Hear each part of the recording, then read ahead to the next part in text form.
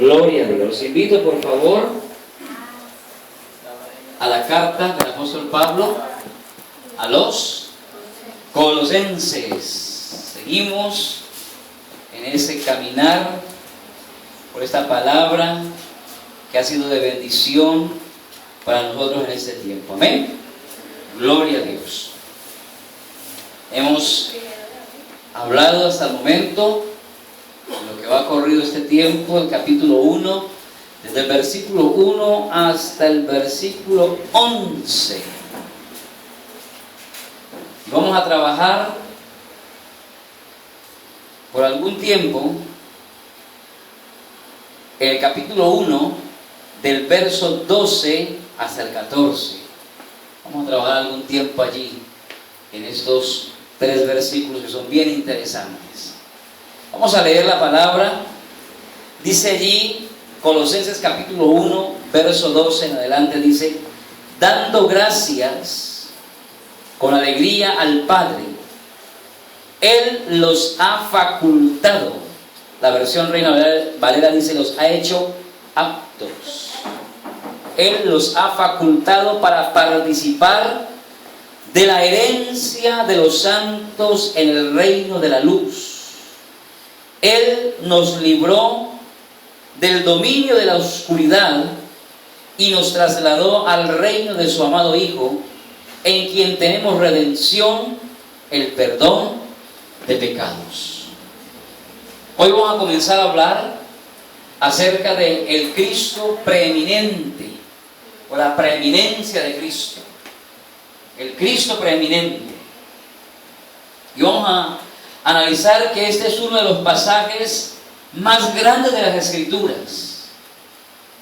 Es un pasaje que revela la supremacía de Jesucristo.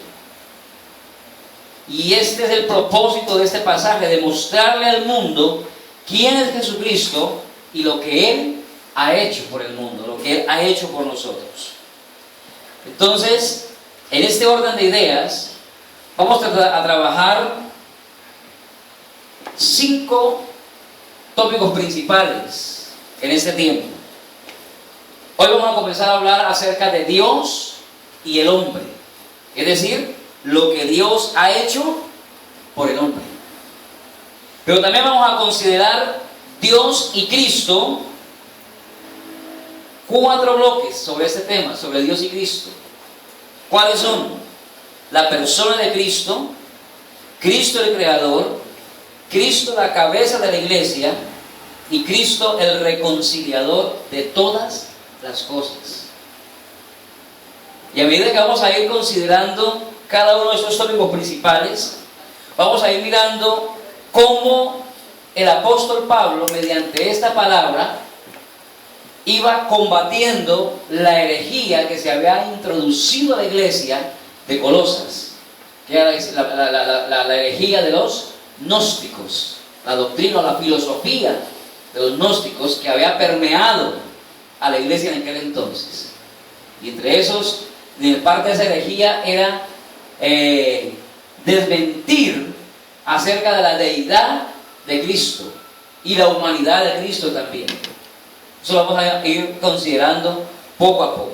Así que entonces vamos a prepararnos. Usted va a tener su Biblia lista, su libreta de apuntes o sus apuntes al margen de la Biblia, pero usted va a estar pendiente de esta enseñanza, porque esto nos va a bendecir, nos va a nutrir espiritualmente y también nos va a dar una estructura doctrinal para enfrentar las diferentes herejías o las diferentes falsedades que se hablan en cuanto a Jesucristo. ¿Ok?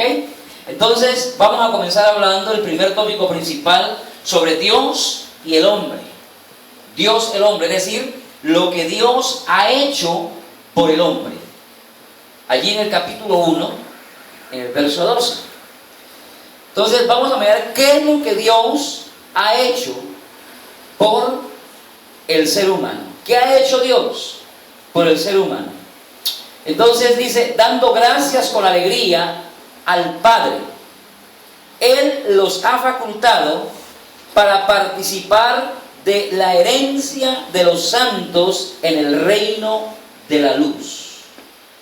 Entonces, Dios, según el pasaje, hoy vamos a hablar la primera parte, pero según el pasaje hasta el verso 14, Dios ha hecho tres grandes cosas por el hombre, por la humanidad, que van más allá de la imaginación del ser humano.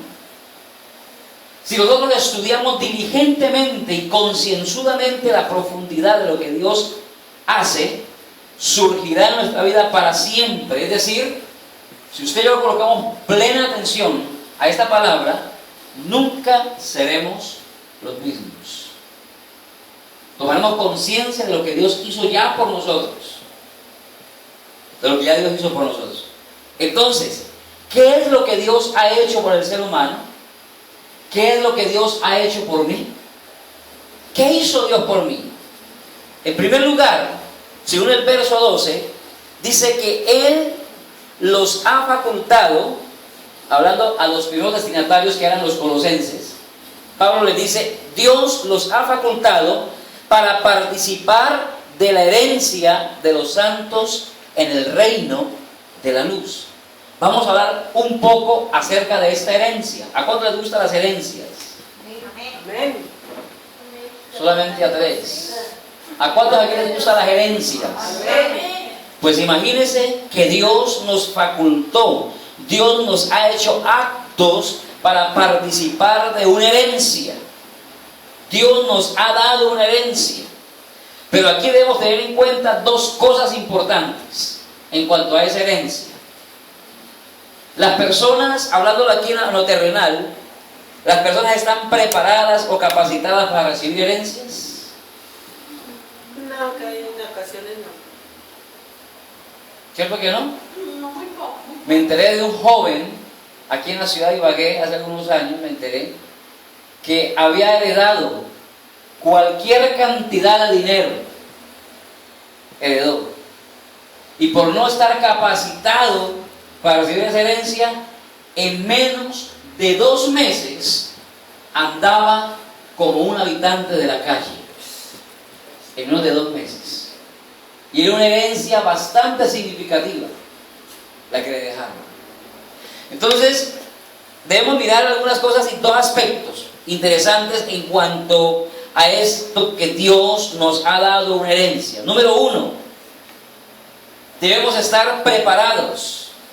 Es decir, ser calificados y adecuados antes de poder recibir la herencia. ¿Cuántos están aquí? Debemos estar preparados, calificados, adecuados antes de poder recibir la herencia. El hombre, por naturaleza, no está calificado para recibir nada de Dios. En particular, una herencia. Por naturaleza, el ser humano no está calificado para recibir nada de Dios, en particular una herencia. No en su estado presente, es decir, en su estado pecaminoso y corruptible. No está capacitado. Entonces, para que alguna vez reciba una herencia de Dios, primero tiene que ser aceptable ante Dios. Ahora, ¿quién nos hace aceptables? Cristo. Cristo. Pero dice la Biblia por allá, lo vamos a ver más adelante, dice la Biblia por allá en Efesios 1:7 creo que es, dice que Dios nos hizo aceptos en el amado. Es Dios el que toma la iniciativa de hacernos aceptos mediante el sacrificio de su Hijo. Si no fuera por el sacrificio de Cristo, no podríamos ser aceptos ante los ojos de Dios.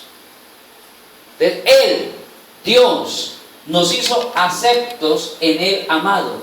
Es Dios el que nos faculta. Es Dios el que nos adecúa.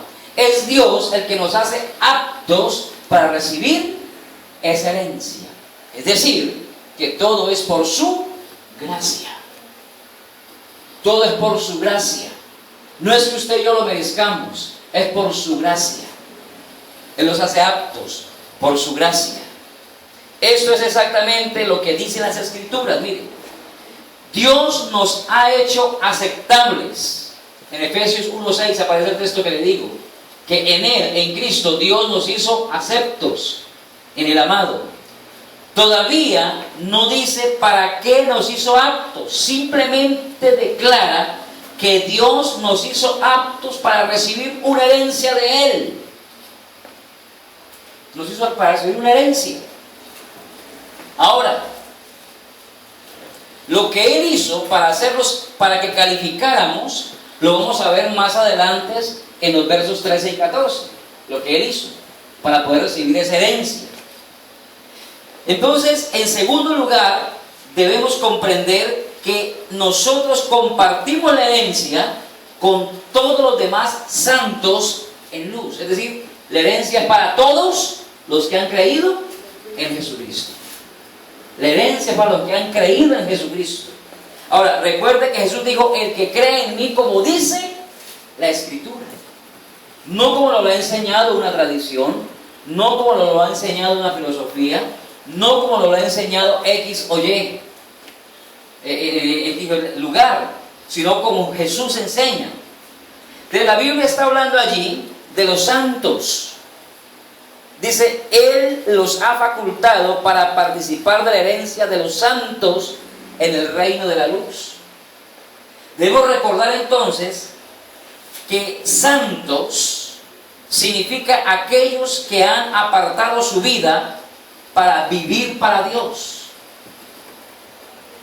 Santos son aquellos que han apartado su vida para vivir para Dios. No solamente apartarse, sino consagrarse. Hay muchos que dejan de hacer lo malo, pero no hacen lo bueno. Y la palabra santo significa apartado para dedicarse. Apartado para consagrarse. Debemos tener bien claro ese concepto. Si una persona solamente se aparta del mal, pero no comienza a hacer lo que agrada a Dios, no es santo. Por eso, al comienzo de la carta, vemos que Pablo dice a los santos y fieles hermanos que están en Colosas. Esa expresión, santos y fieles, hay muchos santos que no continúan. Santo y fiel es aquel que continúa con Cristo en el camino. Bendito sea Dios. Permanece. Hay muchos santos, pero que no se comprometen, que no permanecen. Es interesante cuando uno regresa ya a la idea de santos y fieles que estaban en Colosas. Pero sigamos acá porque debemos avanzar. Dios es luz. Por lo tanto, cuando una persona se vuelve hacia Dios, está volviendo su vida a la luz. Ya no puede andar en las tinieblas, ni puede ser tinieblas. Porque el problema es que hay un juego de palabras interesante. La persona anda en tinieblas y la persona es tinieblas por su vida sin Cristo. Pero cuando la persona se vuelve a Dios, entonces su vida está en la luz. Debe vivir, moverse y estar en la luz. Esto es, en Dios.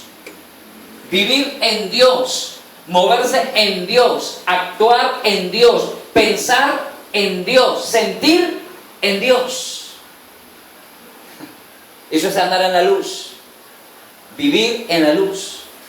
Por eso el texto es bien claro cuando dice, Él los ha facultado para participar de la herencia de los santos en el reino de la luz. La herencia se da a todos aquellos que están en el reino de la luz. Entonces debe andar en la luz de Dios mismo. Tanto que Él, el creyente, se le llama la luz del mundo. Jesús le dijo a sus discípulos, vosotros sois la luz del mundo. Entonces, si una persona que se llama creyente anda mintiendo, anda engañando, anda mirando a la mujer o el hombre del prójimo, anda haciendo negocios torcidos, anda en las cosas contrarias a la palabra, óigame bien, aunque dice que es creyente, no está viviendo en luz y tampoco es luz. Eso es lo que quiere decir la palabra, está viviendo en las tinieblas y es tinieblas. No es portador de luz, sino portador de tinieblas. Terrible, ¿no? Sigamos por acá entonces.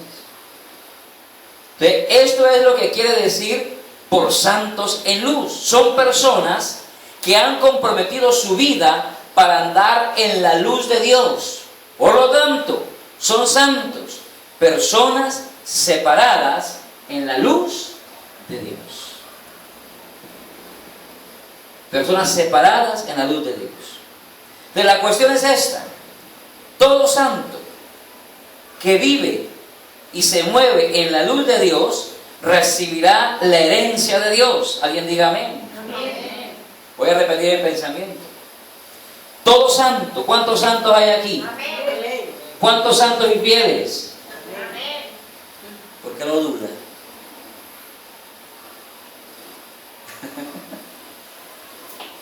Santos y fieles. Todo santo que vive y se mueve en la luz de Dios recibirá la herencia de Dios, puesto que Dios es luz.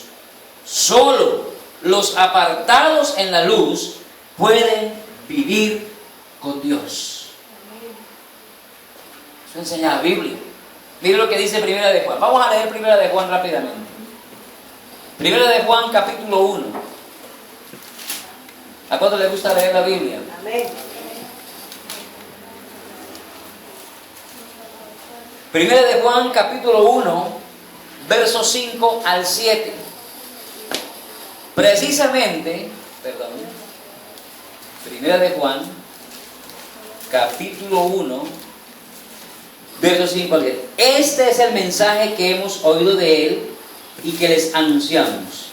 Dios es luz y en Él no hay ninguna oscuridad. Si afirmamos que tenemos comunión con Él, pero vivimos en la oscuridad, mentimos y no ponemos en práctica la verdad. Pero si vivimos en la luz, así como Él está en luz, tenemos comunión unos con otros y la sangre de su Hijo Jesucristo nos limpia de todo pecado. Qué palabra tan poderosa. Toda persona que aparta su vida en las tinieblas nunca recibirá la herencia de Dios, puesto que las tinieblas nunca pueden vivir en la luz. La luz destruye y elimina las tinieblas. Por eso usted y yo, cada día, si permanecemos en Cristo, cada día debemos ser mejores para la gloria de Dios. Amén. Porque cada día la luz de Dios disipará, anulará, destruirá cualquier tiniebla que quiera aparecer en nuestra vida.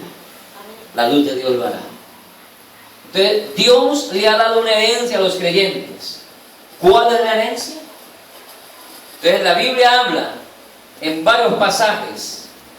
Yo voy solamente a citar los enunciados. Por ejemplo, en Tito capítulo 3, verso 7 dice: somos herederos de vida eterna.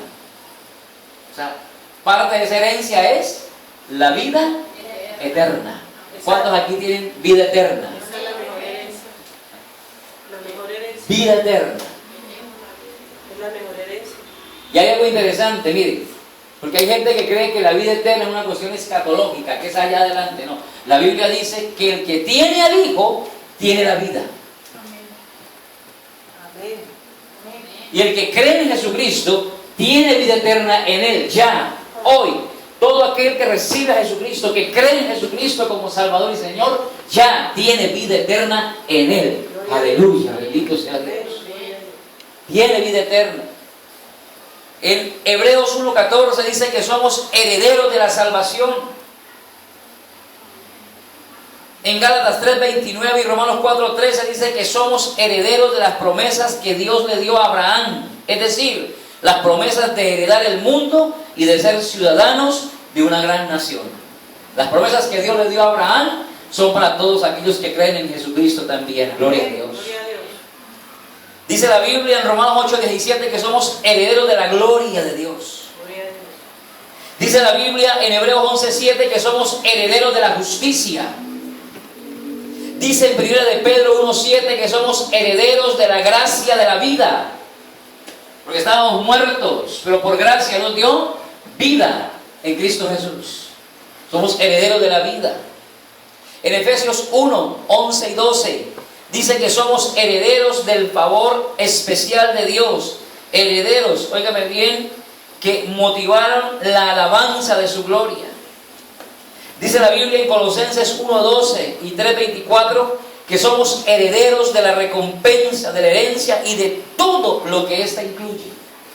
El paquete completo. Aleluya. Una gran bendición. Por eso la Biblia dice que usted y yo en Cristo somos plenos. Amén. Nuestra plenitud está en Cristo Jesús. Todo lo tenemos en Él. ¿Cuántos dicen amén? Amén. En Hebreos 9:15 dice que somos herederos de una herencia eterna. Y en 1 Corintios 15, del 50 al 54, dice que somos herederos de un cuerpo inmortal y perfeccionado que se nos dará cuando Jesucristo regrese. Gloria a Dios. Todo, ya que está el cuerpo. Todo. Somos herederos de un cuerpo glorificado, Gloria a de un Dios. cuerpo transformado por el poder del Espíritu Santo. Amén. Gloria a Aleluya. Dios. Oiga, eso será algo glorioso. Yo ahora me pongo a pensar cómo será el día que suena la trompeta y el Señor Jesús venga. Y las tumbas de los santos en luz. Oigan, las tumbas de los santos en luz se abrirán como evidencia a los incrédulos. Amén. Y los cuerpos allí, oigan, ven ese paquete de huesos malolientes. El poder del Espíritu Santo los levantará y hará de ellos un cuerpo glorificado. Alabado sea el nombre de Jesús. Aleluya.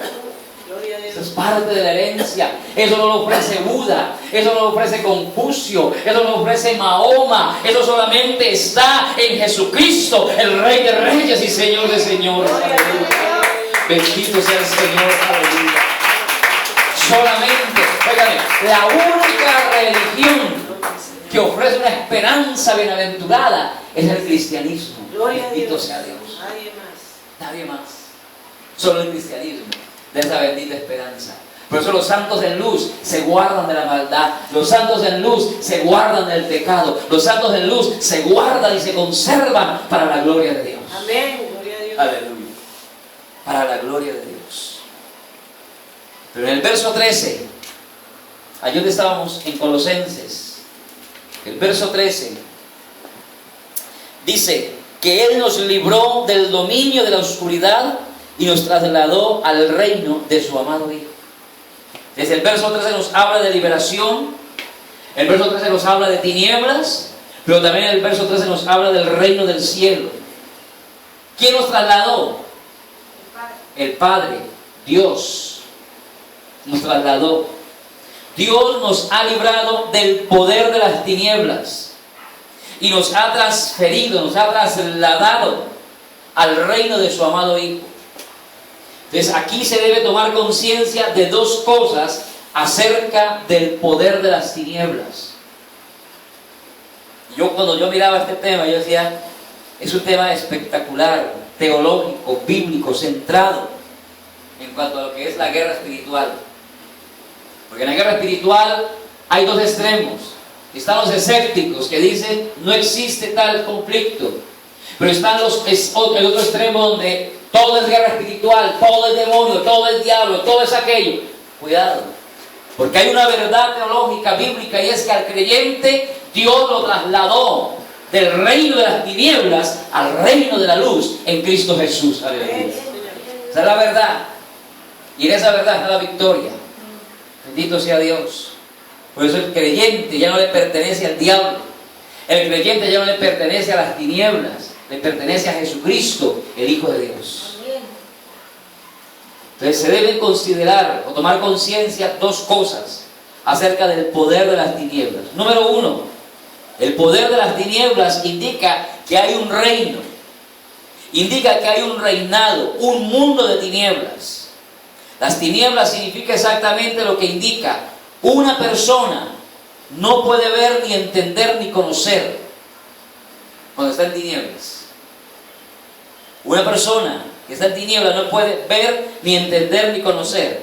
Entonces podemos imaginar una escena, una persona intentando caminar y tropezándose en un mundo de tinieblas. No puede ver, no puede entender quién es en realidad.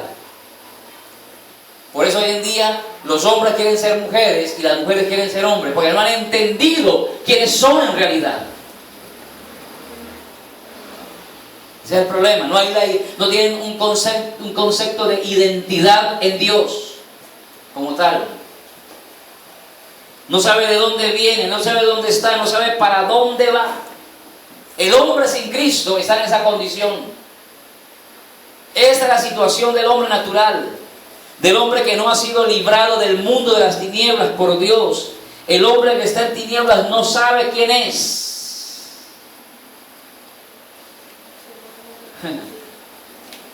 No sabe por qué lo creó Dios y no sabe qué planificó Dios para él. Por eso vive como vive. El hombre que está en tinieblas no sabe de dónde viene. Es decir, el hombre que está en tinieblas, aunque intelectualmente crea que Dios lo creó, pero tiene conceptos que Dios lo creó, pero que es el proceso de la evolución, que se formó desde una larva hasta que se volvió un chimpancé. Porque no sabe de dónde viene. No sabe dónde está. Es decir, el hombre que está en tinieblas ignora a profundidad que el mundo fue creado por Dios y que tiene un propósito eterno en el plan de Dios. Ignora a dónde va. Es decir, el hombre que está en tinieblas ignora que es un ser eterno, que va a vivir para siempre a la luz de la presencia de Dios o en las tinieblas, lejos de la presencia de Dios. Porque la eternidad es real tanto para el que muere con Cristo como para el que muere sin Cristo. Con Cristo en el cielo, sin Cristo en las tinieblas del infierno. La cuestión para tener en cuenta es que las tinieblas son un reino o un mundo en el que vive y se mueve el incrédulo. ¿Cuántos incrédulos hay aquí? Gloria a Dios que están despiertos. Ninguno. Voy a repetir esto. La cuestión para tener en cuenta es que las tinieblas son un reino o un mundo en el que vive y se mueve el incrédulo. ¿Quién es el incrédulo? El que no tiene fe. El que no tiene fe.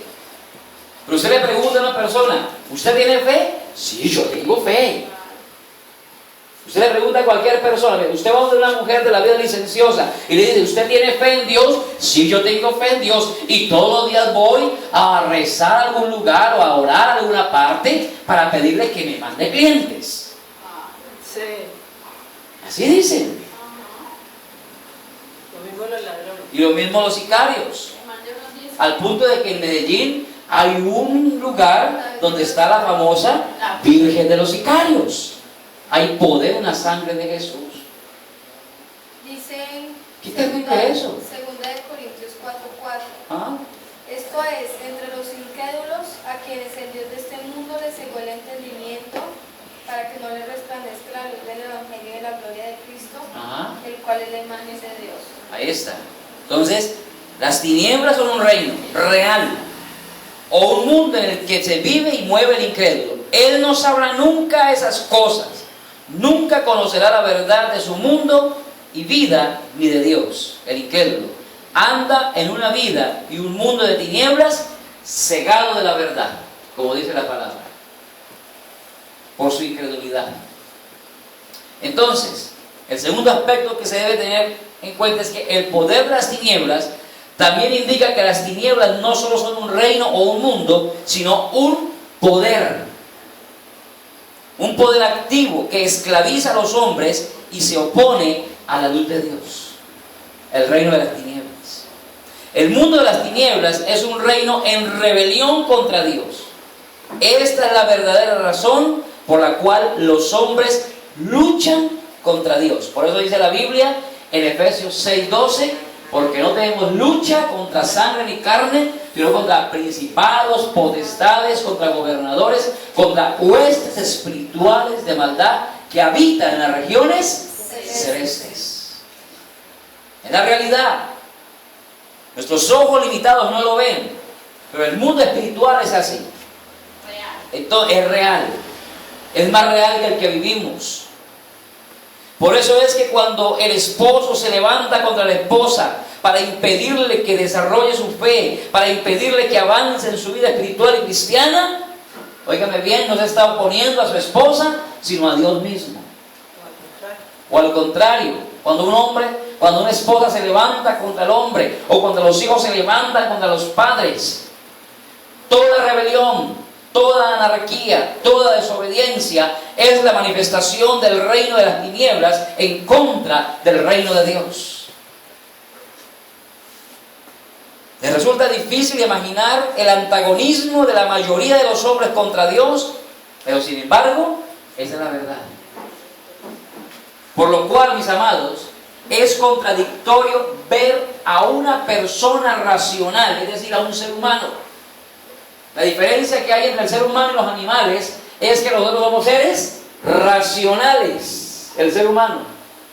Óigame, y es contradictorio ver a una criatura racional, a un ser humano, maldiciendo a Dios, lastimando a la gente, negando a Dios, dañándose a sí misma, rechazando a Dios, ridiculizando, persiguiendo y asesinando a los que profesan a Dios. Es contradictorio. Entonces, no hay forma en que una criatura racional actuara de este modo, a no ser que estuviera esclavizada por el poder de las tinieblas. Esa es la explicación. Miremos algunos textos bíblicos al respecto. Por ejemplo, Mateo capítulo 6, verso 23, Jesús dijo allí algo interesante.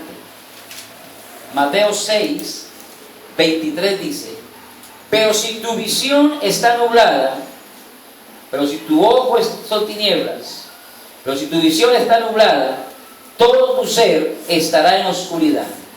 Si la luz que hay en ti es oscuridad, ¿qué densa será esa oscuridad? Si tu ojo es maligno. Si tu ojo es maligno. Ahora bien lo que dice Juan capítulo 1, versos 4 y 5. Juan capítulo 1, versos 4 y 5 dice: en él estaba la vida, y la vida era la luz de la humanidad. Esta luz resplandece en las tinieblas, y las tinieblas no han podido extinguirlas. Dice la Biblia que las puertas del Hades no prevalecerán contra la iglesia, y la iglesia se mueve en la luz de Dios, en Jesucristo. Aleluya. Amén. Y lo que Pablo expresó en Romanos capítulo 13.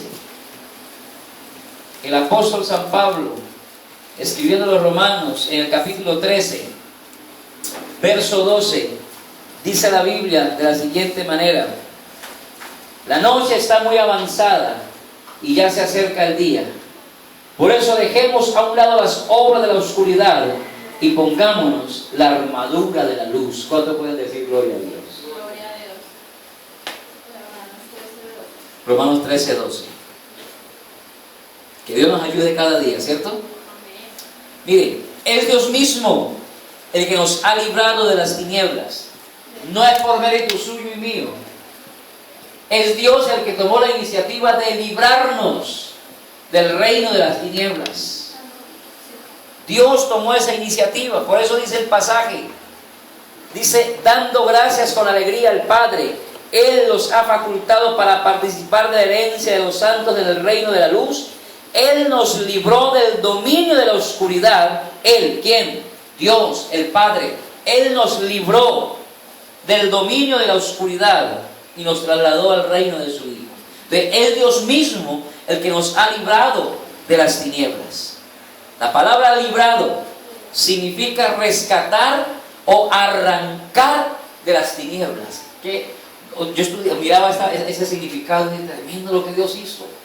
Dios nos arrebató del reino de las tinieblas, nos arrancó.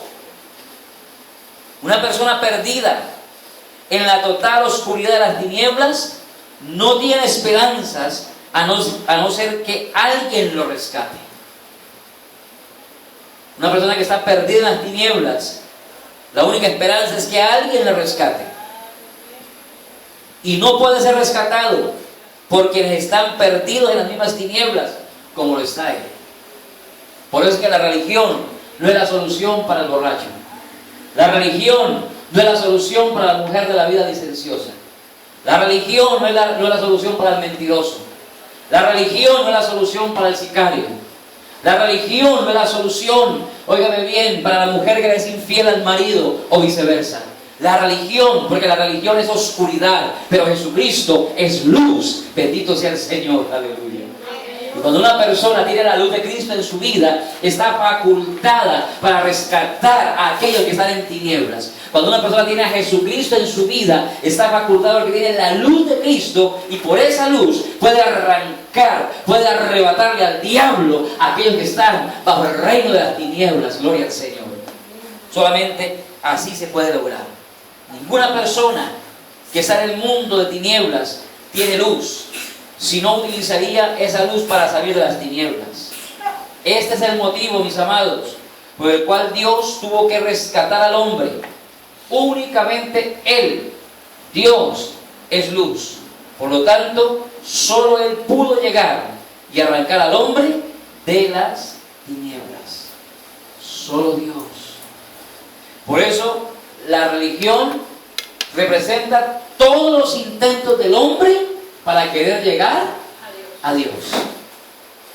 Todos los intentos del hombre para querer llegar a Dios, a través de la brujería, a través de la hechicería, a través del ocultismo. Ustedes podrán ver durante estos 2 días que vienen, incluido el sábado, gente que se lacera sus cuerpos, gente que sube de rodillas Monserrate, gente que hace infinidad de sacrificios queriendo llegar y agradar a Dios. Pero Dios dijo un día: yo voy a establecer el único camino, que se llama Jesucristo, mi Hijo amado. Y dice la Biblia en Juan 3:16: de tal manera amó Dios al mundo, que envió a su Hijo unigénito, para que todo aquel que en Él cree no se pierda, mas tenga vida eterna. Y un día Jesús se levantó y dijo: yo soy el camino, yo soy la verdad y yo soy la vida, y nadie viene al Padre sino por mí. ¿Quién estableció el único camino? Dios, enviando a su Hijo. Y usted ve gente, por lo menos este viernes, óigame bien, gente que hace una mezcolanza rara. Un poco va a los templos, pero otro poco va a los grupos. Un poco hace un mundo de cosas. Por eso la religión es el intento del hombre para llegar a Dios. Pero Dios, en su amor y en su misericordia, estableció un camino único y verdadero, perfecto, que se llama Jesucristo. Aleluya. ¿Podemos decir amén? Entonces solamente Dios, solamente Él pudo llegar y arrancar al hombre de las tinieblas. ¿Cómo lo hizo? La respuesta está ahí a continuación. Dice que Él nos trasladó al reino de su Hijo. Él nos transfirió. Dios nos transfirió al mundo de su querido Hijo, al reino del Señor Jesucristo. Siempre debemos recordar que el reino de Cristo ya existe. Que Él va a establecer un reino milenial en perfección, pero que el reino de Cristo existe. Su gobierno y reinado ya existe en el mundo espiritual, o en la dimensión espiritual del ser, es decir, en el cielo. Ya existe. Y su gobierno y su reinado ya está en los corazones y vidas de los creyentes en este mundo físico. Es decir, la dimensión física del ser. Jesucristo vive en cada uno de nosotros. ¿Usted puede decir amén a esto? ¿Y cuántos aquí vive Jesucristo? Amén. Aleluya. Entonces, el mensaje del glorioso evangelio es que Dios transfirió al creyente del poder de las tinieblas al reino de su querido Hijo Jesucristo. Cuando una persona recibe a Jesucristo de a de veras, cuando una persona de a de veras se arrepiente delante de Dios de todos sus pecados, y aquí podríamos entrar a hablar de un aspecto teológico que es bastante difícil, complicado y delicado, que es el perdón de los pecados.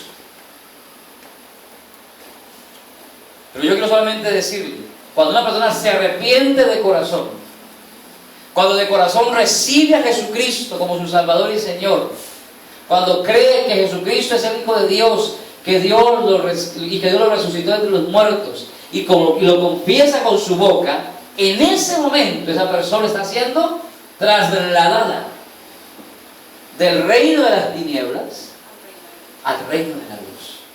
Está siendo arrancada por el poder de Dios, arrebatada del reino de Satanás. Y está siendo establecida en el reino de Cristo. ¿Cuántos se gozan por eso, mi hermano? Aleluya. Pero el mensaje del Evangelio incluye que Dios ha transferido al creyente, ha trasladado al creyente del poder de las tinieblas al reino de su querido Hijo Jesucristo. ¿Lo podemos creer? Por eso la Biblia dice en Juan capítulo 3. Vayamos a Juan capítulo 3 y verso 3. Juan capítulo 3, verso 3 dice la Biblia: de veras te aseguro que quien no nazca de nuevo no puede ver el reino de Dios. Cuando una persona nace de nuevo en las manos de Dios por la palabra, por el Espíritu Santo, en ese momento se establece en el reino de Dios. En el capítulo 18 del Evangelio de Juan, leámoslo rápidamente. Capítulo 18 del Evangelio de Juan, versos 36 y 37. Dice la Biblia allí: mi reino no es de este mundo, contestó Jesús. Si lo fuera, mis propios guardias pelearían para impedir que los judíos me arrestaran. Pero mi reino no es de este mundo. Así que el rey le dijo Pilato: ¿eres tú quien dice que soy rey? Yo para esto nací y para esto vine al mundo, para dar testimonio de la verdad. Todo el que está de parte de la verdad, escucha mi voz. Mi reino no es de este mundo, dijo Jesús. Todo el que está de parte de la verdad. Adelantemos a Hechos 14, 22. Hechos capítulo 14, verso 22. Allí dice la palabra: fortaleciendo a los discípulos y animándolos a perseverar en la fe, es necesario pasar por muchas dificultades para entrar en el reino de Dios, les decía. Por muchas dificultades y se entra en el reino de Dios. La palabra es abundante en esta hora, mi hermano, pero quiero que dejemos aquí, porque después vamos a hablar de otra parte interesante de lo que Dios hizo. Hemos visto dos cosas hoy. Dos cosas. Dios hizo tres a favor del hombre, ¿cierto? La primera de ellas, ¿cuál fue? ¿Cuál fue la primera de ellas según el texto que leímos? Nos facultó para recibir, ¿qué? Una herencia. Él mismo nos facultó, Él mismo nos capacitó, Él mismo nos hace aptos. ¿Qué fue lo segundo que Él hizo? Nos libró de las tinieblas y nos trasladó al reino de su Hijo Jesucristo. Y la tercera la dejamos para el próximo miércoles. Continuará, que aparece en el verso 14. Dice el 14: en quien tenemos redención, el perdón de los pecados. Cosas que solamente Dios puede hacer. Hoy escuchaba yo en la radio que hoy jueves es el día de las confesiones. Entonces, en todos los templos tradicionales están los sacerdotes recibiendo las colas eternas. Supuestamente hoy miércoles están en esa tarea y colocando unas penitencias y tantas cosas. Digo, Señor, realmente yo digo, Señor, gracias porque un día me sacaste a mí de las tinieblas. Tremendo. Vamos a orar, agradecer a Dios por esas dos cosas que Él ha hecho. Ya están hechas. Él nos ha facultado, óigame, ¿cuántos se gozan por la herencia que tenemos en Dios? Todo lo que implica esa herencia. Pero también ¿cuántos se gozan? Óigame bien, porque la verdad dice que ya no estamos en el reino de las tinieblas. Ahora el que ha creído está en el reino de la luz, en Jesucristo. Aleluya. Padre, te damos gracias en el nombre de Jesús. Te bendecimos y te adoramos y te exaltamos, Señor. Te damos la gloria, te damos la honra, te damos la alabanza solo a ti, mi Rey. Solo a ti, Jesucristo.